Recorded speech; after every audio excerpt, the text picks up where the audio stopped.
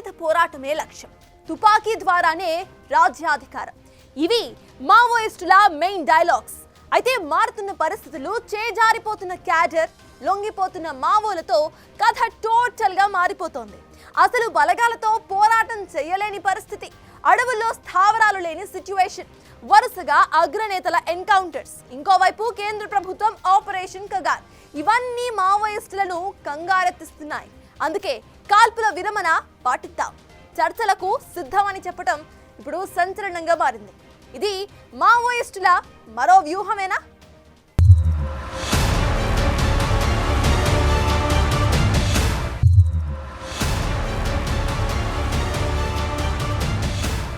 మావోయిస్టులు రూట్ మార్చేశారా? ఆయుధాలు వదిలేస్తామని ఎందుకంటున్నారు? కాల్పుల విరమణకు రెడీ అంటున్నారెందుకు? కేంద్రంతో చర్చలకు సిద్ధమనటం వెనుక వ్యూహమేంటి? ఆపరేషన్ కగార్ను కేంద్రం ఆపుతుందా?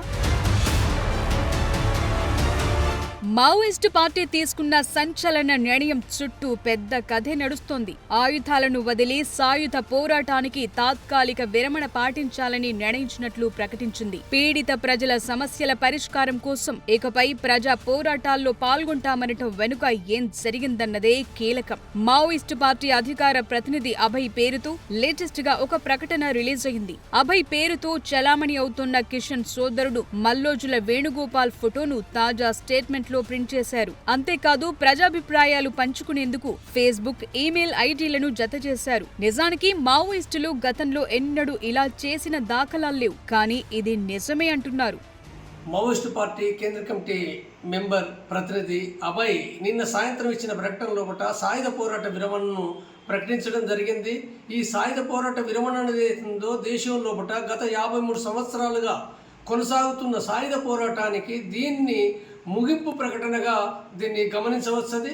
అంటే ఈ ప్రకటనకు సంబంధించిన దాంట్లో బట్ట వాళ్ళు చెప్పిన దాంట్లో బట్టి ఎందుకు సాయుధ పోరాటాన్ని విరమణ చేస్తున్నారనే విషయం ఏదైతుందో వాళ్ళ మాటల్లో బట్టి చాలా స్పష్టంగా చెప్పిన విషయం ఏంటంటే, అంటే ఇదేదో భయంతో లేకపోతే ఇంకొకటో అనేది కాదది.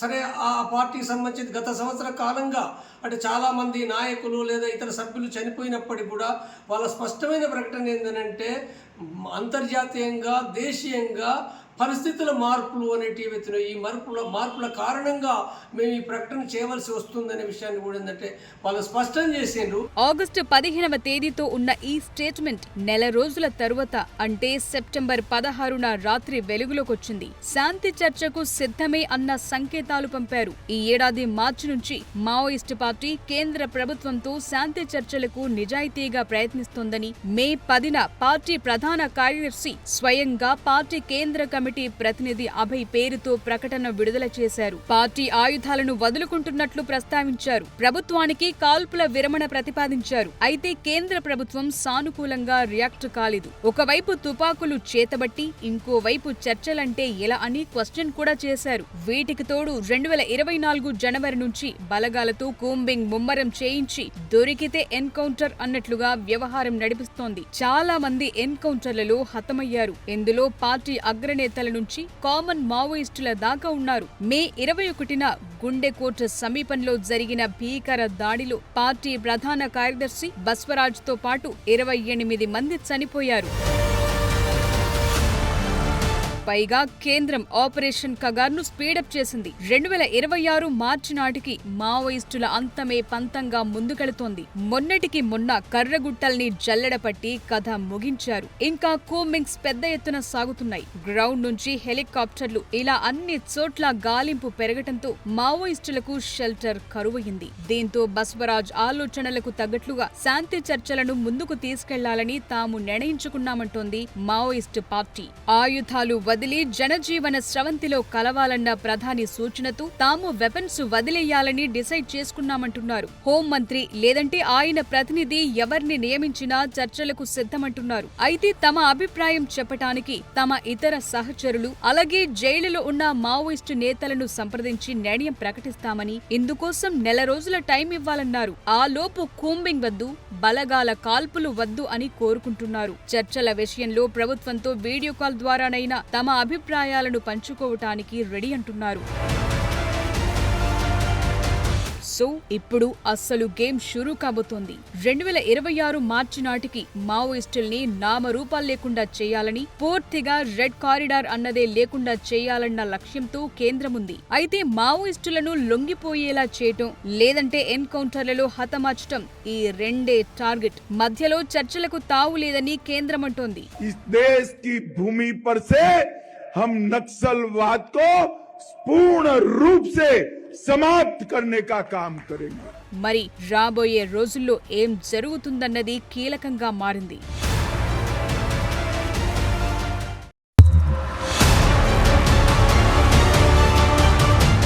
మావోయిస్టుల్లో ఇప్పుడు అగ్రనేతలంతా చాలా వరకు ఎన్కౌంటర్ అయిపోయారు. కొందరే మిగిలారు. అందులో చాలా మంది లొంగిపోవడానికి రెడీగా లేరు. చావో రేవో అంటున్నారు వాళ్ళు.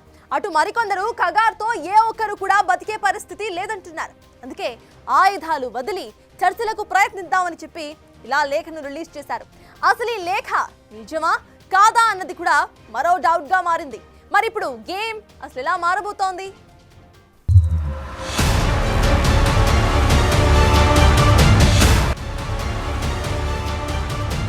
ఓ వైపు బలగాల కోంబింగ్, ఇంకోవైపు ఎన్కౌంటర్లు, మధ్యలో మావోలు ఉక్కిరిబిక్కిరవుతున్నారు.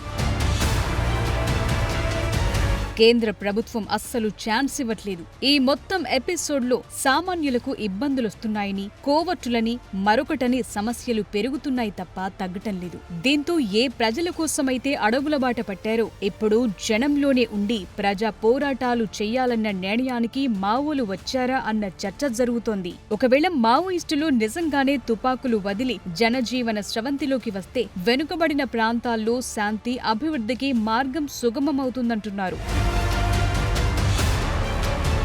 నిజానికి కేంద్ర ప్రభుత్వం మావోయిస్టులతో అసలు చర్చలే లేవంటోంది. అయితే లొంగిపోవటం, లేదంటే ఎన్కౌంటర్ అవ్వటం రెండే ఆప్షన్స్ ఇచ్చింది. సో నెల రోజులు కాల్పుల విరమణ కొనసాగుతుందా లేదా అన్నది కూడా పెద్ద డౌటే. తెలంగాణ, ఏపీ, జార్ఖండ్, ఒడిశా, మహారాష్ట్ర ఇలా రెడ్ కారిడార్ ఏరియాల్లో అగ్రనేతలంతా ఒక్కొక్కరుగా వచ్చి డీజీపీలు, ఐజీలు ఇలా పోలీస్ ఆఫీసర్ల ముందు లొంగిపోతున్నారు. ఇటీవలే తెలంగాణలో డీజీపీ ముందు సుజాతక్క సరెండర్ అయ్యారు. సో కేంద్ర ప్రభుత్వం సిగ్నల్స్ ప్రకారం చూస్తే మావోయిస్టులు సాయుధ పోరాటాన్ని వదులుకోవటమే మార్గంగా కనిపిస్తోంది. బలగాలపై తిరగబడే పరిస్థితి అస్సలే లేదు. సామాజిక సమస్యలపై దృష్టి పెట్టి ప్రజా పోరాటాలే చేయటం మార్గంగా ఉంది. సో ఫైనల్ గా మావోయిస్టు ఉద్యమంలో బిగ్ ట్విస్ట్ వచ్చినట్లయింది. ఆపరేషన్ కగార్ ఎఫెక్ట్ తో కథ మారిపోతోంది. పెద్ద ఎత్తున సరెండర్లు జరుగుతున్నాయి. ఈ ఏడాది ఇప్పటి వరకు 600 మంది వరకు మావోయిస్టులు అరెస్ట్ అవ్వటం, లేదంటే లొంగిపోవటం జరిగాయి. గత 16 నెలల్లో 1600 మంది మావోయిస్టులు జనజీవన స్రవంతిలో కలిశారు. ప్రజా సంఘాలు పెద్ద ఎత్తున క్రియాశీలంగా లేకపోవడం కావచ్చు, లేదా మరొక వంక ప్రభుత్వము, కేంద్ర ప్రభుత్వ బలగాల దాడి అది తీవ్రంగా ఉండి తీవ్రమైన నష్టాలు జరగడం కావచ్చు. ఈ మొత్తం విషయాలన్నీ కూడా ఏంటంటే గమనించినప్పుడు సాయుధ పోరాటానికి అనుకూలమైన పరిస్థితులు లేకపోవడంగా దాన్ని చెప్పుకుంటారు. అయితే ఈ ఒక్క విషయమే కాకుండా కూడా వాళ్ళకి ఇతర విషయాలు ఏమిటి అనేది వాళ్ళు ముందు చెప్పొచ్చు. కానీ ఏమైనప్పటికీ పరిస్థితులు అనుకూలంగా లేని పరిస్థితి ఒకటైతే, మరొక వంక దేశం లోపట మేధావులు, విశ్లేషకులు, జర్నలిస్టులు, లేదా ఇతర రాజకీయ పక్షాలు, లేదా కేంద్ర ప్రభుత్వము అధికారులు కూడా పదే విజ్ఞప్తి చేయడము, ఆయుధాలు వదిలిపెట్టండి, జనజీవన స్రవంతులకు రండి, లేదా లీగల్గా మీ ఉద్యమాలు కొనసాగించాలని ఏ పిలుపులైతే ఇచ్చిండ్రో ఈ మొత్తం విషయాలను కూడా విశ్లేషించుకున్న మావోయిస్టు పార్టీ వాళ్ళు సాయుధ పోరాట విరమణ ప్రకటించడం అనేది ఇది ఒక రకంగా హర్షించదగిన విషయమే. ఇది CPI Maoist party central committee పూర్తి సరెండర్ కు రెడీ అని ప్రకటించడం వెనుక పెద్ద కారణాలే ఉన్నాయి. ఈ ఏడాది 192 మంది ఎన్కౌంటర్ అయ్యారు. గత 9 నెలల్లో 210 మంది, గత 15 నెలల్లో 400 మంది హతమయ్యారు. 2024 జనవరిలో ఆపరేషన్ కగార్ ప్రారంభమైన తరువాత మావోయిస్టులు తీవ్ర ఒత్తిడిలో ఉన్నారు. ఎందుకంటే సైనిక బలగాలు, డ్రోన్లు, ఆర్టిఫిషియల్ ఇంటెలిజెన్స్, 1,00,000 మంది పారామిలిటరీ బలగాలతో హైటెక్ ఆపరేషన్లు చేస్తున్నాయి. దీంతో మావోయిస్టులు ఎక్కడా తలదాచుకోలేకపోతున్నారు. వారి జాడను ఈజీగా పసిగట్టేస్తున్నాయి. దొరికిన వారిని పట్టుకుంటున్నారు, పారిపోయిన వారిని కాల్చేస్తున్నారు. 606 ఆయుధాలు, 916 ఐఈడీలు స్వాధీనం చేసుకున్నారు. 2025 మేలో ఆపరేషన్ బ్లాక్ ఫారెస్ట్ లో 31 మంది మావోయిస్టులు హతమయ్యారు. సో ఇప్పుడు కాల్పుల విరమణ అలాగే చర్చలంటూ మావోలు ప్రతిపాదన పెట్టడం వెనుక భారీ వ్యూహమే ఉందంటున్నారు. ఒక నెల రోజులు ఆపరేషన్ కగార్ ఆగితే రీగ్రూప్ అవ్వొచ్చని, బలపడేలా రిక్రూట్ చేసుకోవటం, అడవుల్లో కాకుండా జనంలో కలిసి తిరగటం ఇలాంటి నయా స్ట్రాటజీల కోసం వ్యవహారం నడుపుతున్నారా అన్నది కూడా డౌట్ఫుల్ గా మారుతోంది. మరోవైపు కాల్పుల విరమణ అన్నది కరెక్ట్ కాదని, షరతులతో చర్చలంటే కుదరని పని అని ఛత్తీస్గఢ్ డిప్యూటీ సీఎం విజయ్ శర్మ అంటున్నారు. ఫైనల్ గా భారత రాజ్యాంగాన్ని అంగీకరించి సరెండర్ అవుతామంటే వెల్కమ్ అంటున్నారు. మరోవైపు 2026 మార్చి నాటికి మావోయిస్ట్ ఫ్రీ ఇండియా అని హోంమంత్రి అమిత్ షా పట్టుదలగా ఉన్నారు. ఇప్పటికే చాలా సందర్భాల్లో ఇదే విషయాన్ని ప్రకటించారు కూడా. చెప్పాలంటే మావోయిస్టుల విషయంలో కేంద్రం జీరో టాలరెన్స్ తో ఉంది. మొత్తంగా మావోయిస్టులను క్లియర్ చేయాలనుకుంటోంది. ప్రస్తుతం మావోయిస్టుల ప్రభావం 40,000 చదరపు కిలోమీటర్ల నుంచి 18 జిల్లాలకు తగ్గింది. అగ్రనాయకత్వం ఎన్కౌంటర్ అయ్యింది. ఉమ్మడి ఏపీ ఉన్నప్పుడు మావోలతో చర్చలు జరిగాయి. అయితే అవి విఫలమయ్యాయి. ఆ టైంలో మావోయిస్టులు అఫీషియల్ గా రీగ్రూప్ అయ్యారు. దీంతో కేంద్రం చర్చలకు నో అన్న పాలసీతో ఉంది. సో రెడ్ కారిడార్ అంటే ఛత్తీస్గఢ్, జార్ఖండ్, ఒడిశా, మహారాష్ట్రలోని అటవీ ప్రాంతాల్లో ఇక వైట్ ఫ్లాగ్ ఎగరేయటం ఖాయంగానే కనిపిస్తోంది. ఎండ్ గేమ్ కు టైం దగ్గర పడింది.